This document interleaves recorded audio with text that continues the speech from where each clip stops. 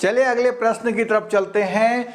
व्यापार चिन्ह के उल्लंघन से आप क्या समझते हैं? अब मान लीजिए किसी ने ट्रेडमार्क ले लिया और उसका उल्लंघन क्या कहलाता है, किन किन घटनाओं से उसको उल्लंघन में माना जाता है, इसके उल्लंघन की आवश्यकता तो कब माना जाएगा कि ये उल्लंघन हुआ है, व्यापार चिन्ह के उल्लंघन के फलस्वरूप वादी को क्या उपचार यानी उसको क्या सुविधाएं मिलती हैं, यानी कोई कंपनसेशन मिलता है या अपराधी को सजा मिलती है, जो भी कुछ है, ठीक है।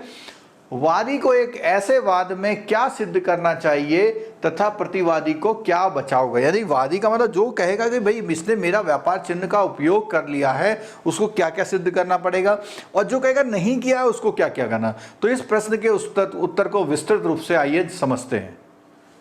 तो सबसे पहले व्यापार चिन्ह के उल्लंघन का अर्थ क्या होता है? देखिए, इसमें तात्पर्य ऐसे चिन्ह से है जो यह प्रकट करता है कि कथित माल किस व्यक्ति विशेष द्वारा निर्मित हुआ है, यह एक प्रकार का सिंबल है।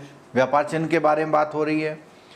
उस माल के संलग्न होता है जिससे उसी प्रकार के दूसरे माल से उसे अलग पहचाना जा सकते, यानी डिफरेंशिएट कर पाए कि ये अलग है और वो अलग है। ट्रेडमार्क्स एक्ट 1999 के प्रावधानों के अनुसार व्यापार चिन्ह किसी भी रीति, प्रतीक, नाम, हस्ताक्षर, चिन्ह, चित्र या उसके मिश्रण द्वारा प्रकट किया जा सकता है। इतनी बातें हैं। देखो, व्यापार चिन्ह के उल्लंघन का अर्थ यहां पर है कि इसके समान अथवा मिलता जुलता ऐसा चिन्ह बनाना जिससे ग्राहकों को यह भ्रम हो कि यह माल उसी संस्थान द्वारा बनाया गया है जैसा इस व्यापार चिन्ह के स्वामी है। इस विषय में जनता के भ्रम का स्पष्ट आधार होना चाहिए।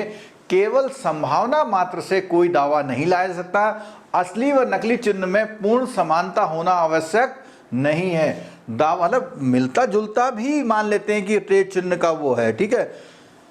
दावा सिद्ध करने के लिए इतने मिलते जुलते होने चाहिए कि नकली को देखकर असली का भ्रम हो जाए। मतलब वो बनाया उन्होंने दूसरा है लेकिन बिल्कुल ऐसा लग रहा है असली है, तो वो भी नहीं होना चाहिए। जब कोई व्यक्ति अपने माल पर कोई निशान या चिन्ह लगाता है तो वह उसका व्यापार चिन्ह माना जाता है और वह उस व्यक्ति की निजी संपत्ति मानी जाती है। इसमें वही बाहर आ गई बात दोबारा, चिन्ह, ब्रांड, लेबल, टिकट, नाम, हस्ताक्षर, शब्द, अंक, नंबर, कोई भी इसी प्रकार का कोई मिश्रण शामिल होते हैं। यदि कोई व्यक्ति ऐसे चिन्ह का प्रयोग करता है जिसमें क्रेता माल को असली निर्माता समझकर खरीदे तो इसी को चिन्ह का उल्लंघन समझा जाता है। यदि किसी व्यापारी के ट्रेडमार्क का कोई दूसरा व्यक्ति यह दिखाने के लिए इस्तेमाल करता है जिससे उसका माल के रूप में माना जाए, यानी वादी का माल दोनों एक जैसे माने जाते हैं, उस व्यापारी के ट्रेडमार्क का उल्लंघन करता है। दूसरे शब्दों में, किसी व्यक्ति को अपने माल को दूसरे के माल के रूप में प्रदर्शित करने का अधिकार नहीं है। यही एक तरह से वो उसके ट्रेडमार्क का यूज कर रहा है।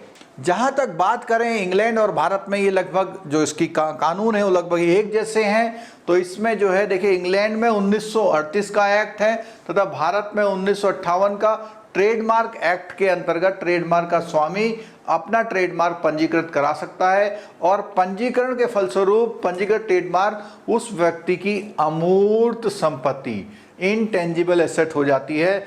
जब हम बैलेंस शीट की बात करते हैं या किसी आदमी की हैसियत की बात करते हैं तो उसका जो ट्रेडमार्क है वो भी उसकी हैसियत होती है।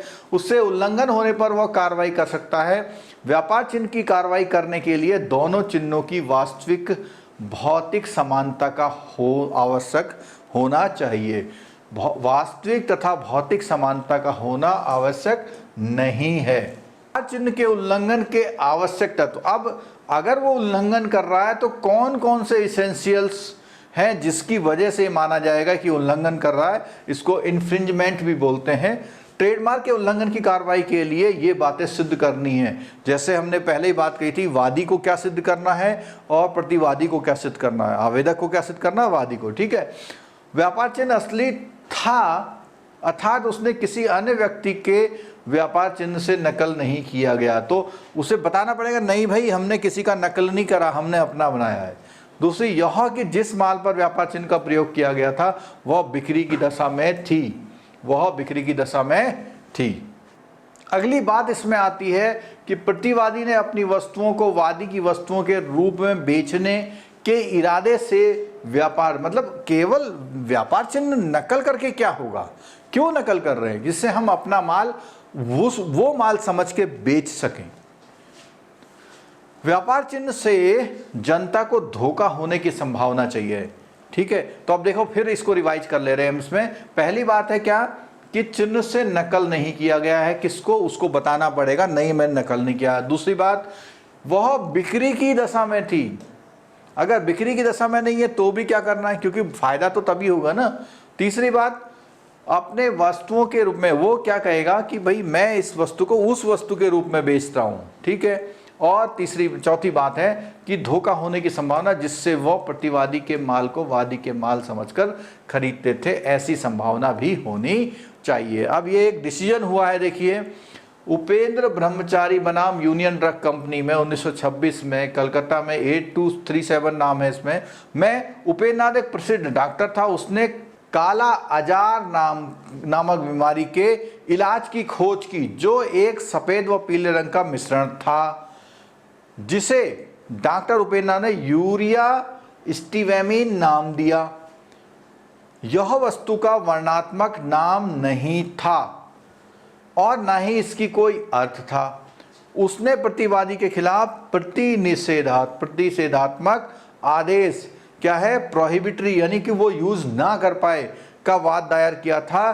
प्रतिवादी इस नाम का प्रयोग ना करे ताकि क्रेताओं को यह भ्रम ना हो कि यह वादी का ही माल है। अगला केस है करतार सिंह बनाम रामेश्वरी कला का। इसमें AIR 99 दिल्ली में वादी ने प्रतिवादी के विरुद्ध सूर्या नाम के व्यापार चिन्ह के प्रयोग पर रोक लगाने के लिए न्यायालय से आदेश प्राप्त करने के लिए निवेदन किया।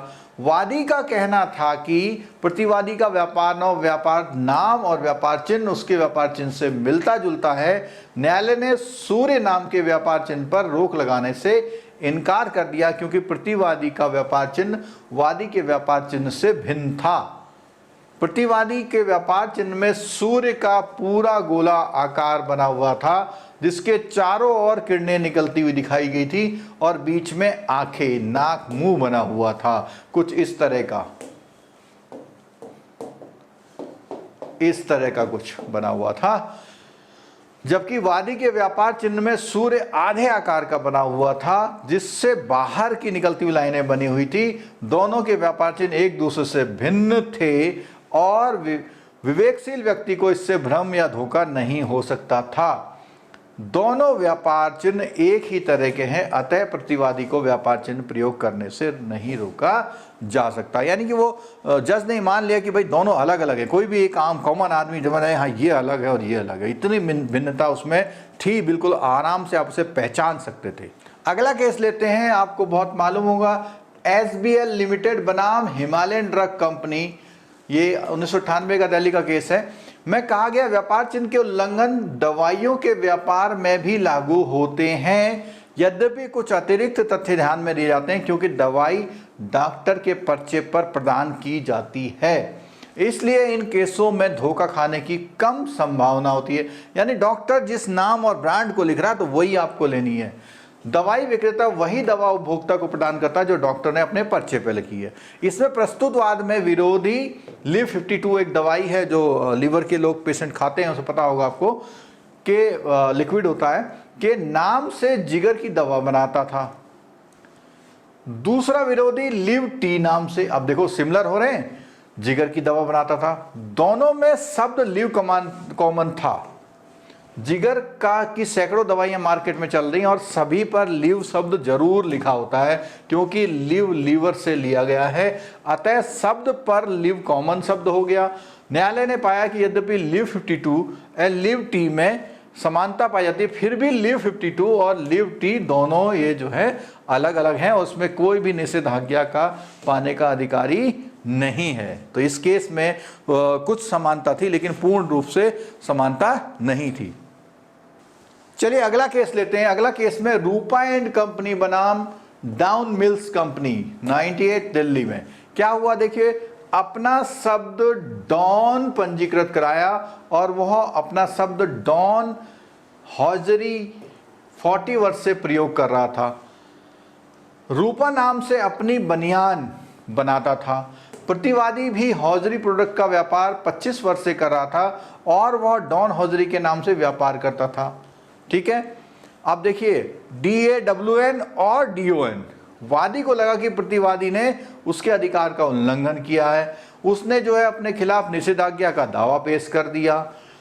न्यायालय ने अपना निर्णय दिया कि दोनों शब्द एक समान लगते हैं, अतः यह कहा जा सकता है कि प्रतिवादी ने वादी के अधिकार का उल्लंघन किया है और वह निषेधाज्ञा पाने का अधिकारी है। देख लीजिए कि यहाँ न्यायालय ने माना कि भाई ये डॉन डॉन बोलने में एक सा लग रहा है, अगर छोटी सी स्पेलिंग मिस्टेक भी है तो भी ये सिमिलर हैं, तो इसलिए उन्होंने माना कि हाँ इसने जो है उस कॉपीराइट, उसका जो ट्रेडमार्क का है वो उल्लंघन किया हुआ है। एक और केस है इसमें, किशोर जर्दा फैक्ट्री बनाम JP तंबाकू हाउस का, उसका भी देख लेते हैं हम लोग। जैसा कि नाम से ही पता लग रहा है कि शिवदाता वादी है, वो तंबाकू बनाता था और उसमें व्यापार चिन्ह 1984 से व्यापार करता था। प्रतिवादी ने 1994 में जर्दा तंबाकू और क्या नाम लिया, सोवा के नाम से आरंभ किया। वादी तथा प्रतिवादी ने तंबाकू के सैंपल समान सा था, और भाई तंबाकू में एक ही चीज है, तंबाकू होगा, ठीक है। अब और दोनों का रंग भी एक था। वादी ने इसमें खिलाफ आदेश हुए उल्लंघन के लिए आधार पर निषेधाज्ञा दावा पेश किया। तंबाकू के खाने वाले लोग क्या होते हैं, अनपढ़ होते हैं, वो अंतर को आसानी से भिन्न नहीं कर पाते। न्यायालय ने निर्णय किया वादी इस आधार पर निषेधाज्ञा पाने का अधिकारी है।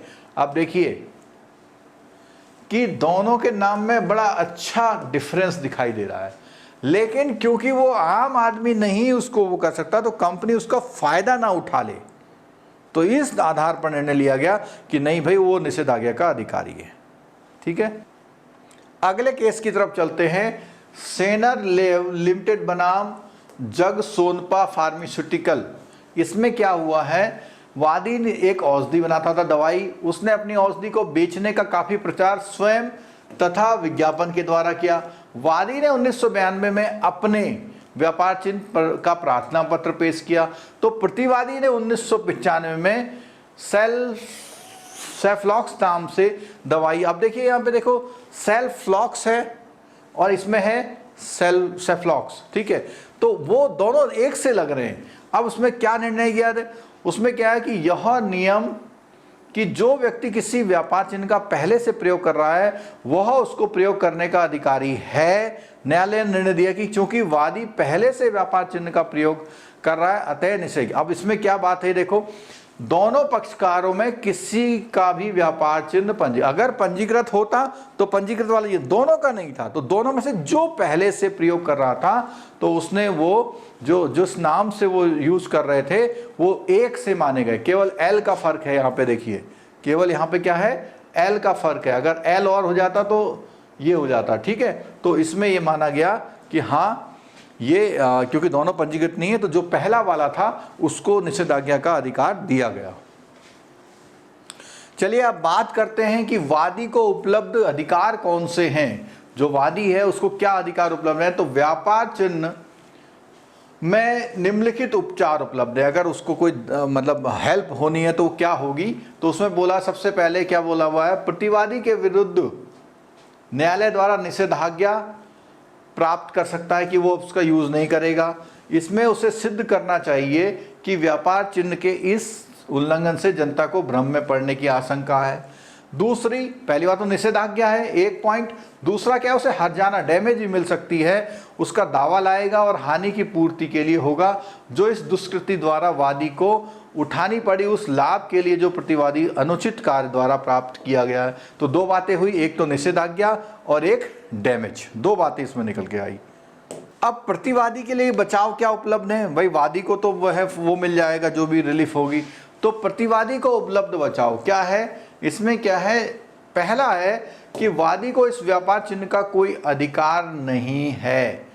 तो किन आधारों पे वो अपना बचाव पेश करेगा, पहले वो कहेगा भाई जिसने एप्लीकेशन दी उसको इसको कोई यूज करने का अधिकार नहीं है। दूसरा, प्रतिवादी को भी इस चिन्ह का प्रयोग करने का, एक तो वादी को तो नहीं है और खुद को है कहता है, वो व्यापार चिन्ह का रजिस्ट्रेशन नहीं हुआ हो, अगर रजिस्ट्रेशन हुआ तो कैसे बात कहेगा। वास्तव में किसी अधिकार का उल्लंघन नहीं हुआ हो, वादी आपत्ति करने के अधिकार से वंचित हो गया हो, जब आपत्ति थी करनी थी वो नहीं कर पाया हो, नहीं मालूम हो पाया उसको, और कथित कार्य में वादी की सहमति थी, यानी जब वो पहले से उसने पूछ लिया कि भाई हम आपके इस ट्रेडमार्क का यूज़ करेंगे, उसने हाँ कह दिया और बाद में केस लिया है। तो ये हमारे आधार थे हमारे कि प्रतिवादी को उपलब्ध बचाव में क्या क्या सुविधाएं मिल सकती हैं।